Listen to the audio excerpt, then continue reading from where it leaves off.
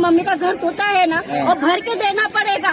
और मेरी मम्मी बेहोश पड़ी है उधर, उसका कौन ध्यान रखेगा? जब तक घर में हम लोग का होएगा तब तक काम चालू करने नहीं देगा।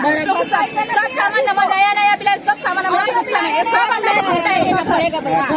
हम लोग को मला सांगायला पाहिजे होतं ना की सामान काढून घ्या, आम्हाला सांगितलं नाही, बोलते तेवढं नाही येणार असं सांगितलं। मग आता सर्व एवढं नुकसान झालं ते कोण करून देणार आहेत? आता सर्व आमचं ते जेवढं आहे तेवढं द्यायला लागेल सर्व।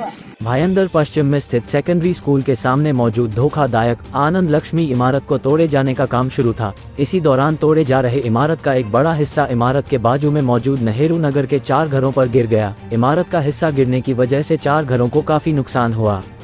जिस वक्त इमारत का हिस्सा घरों पर गिरा उस वक्त घर पर कोई मौजूद नहीं था, जिसकी वजह से एक बड़ा हादसा टल गया। जिन घरों पर इमारत का मलबा गिरा है उनकी माने तो जिस तरह से इमारत को बिना किसी सुरक्षा के तोड़ा जा रहा था, उसे देखते हुए उन्हें पहले से ये लग रहा था कि कहीं तोड़ी जा रही इमारत उनके घरों पर ना गिर जाए, इसलिए सभी लोग डर के मारे अपने घरों के बाहर निकल गए थे। तोडायला सांगितलं तर 2 माले तुम्ही वरतून तोडा, नंतर हिच्यानी तुम्ही हे करा, तर ते ऐकत नाही। बोलते एवढा लवकर ते लोकांनी खालून मध्ये एवढा पैसे वाचवायचे होते हे लोकला, म्हणून फटाफट हे लोकांनी काम असं करून घेतलं सगळं। टोटल किती घराचं नुकसान झालं? 4 घराचं नुकसान झालंय। सगळे कॉन्ट्रॅक्टर सगळे पळालेले आहे, आता ते आहेत नाही ते कोण बी।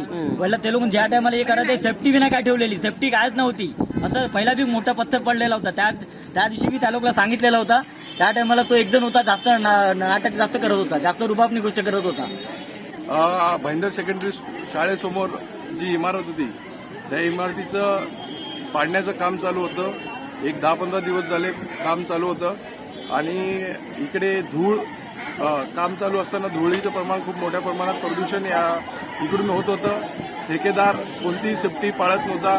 वारंवार महानगरपालिकेचे अधिकारी यांना सांगून सुद्धा याकडे दुर्लक्ष करत होते। एखाद्याचा जीव गेला असता तेव्हा जाऊन यांना जाग आली असती का, असं महाराष्ट्र नवनिर्माण सेनेचा यांच्यावर आरोप आहे। आणि आज इकडे 5 ते 7 लोकांचं घराचं नुकसान झालेलं आहे, त्यांची भरपाई कोण करून देणार? कॉन्ट्रॅक्टर देणार की महानगरपालिकेचे प्रशासन देणार? एखाद्याचा जीव गेला असता त्याच्यानंतर जर तुम्हाला जाग येत असेल तर तुमच्यासारखं निर्लज्ज प्रशासन कोणाचं नाही। महाराष्ट्र नवनिर्माण सेना याचा तीव्र निषेध करते आणि यांना ज्यांचे घरं तुटलेले यांना घरं मिळवून देण्याचं काम महाराष्ट्र नवनिर्माण सेना करेल। आणि कॉन्ट्रॅक्टरांनी आजपर्यंत कोणतीही सेफ्टी पाळलेली नाहीये।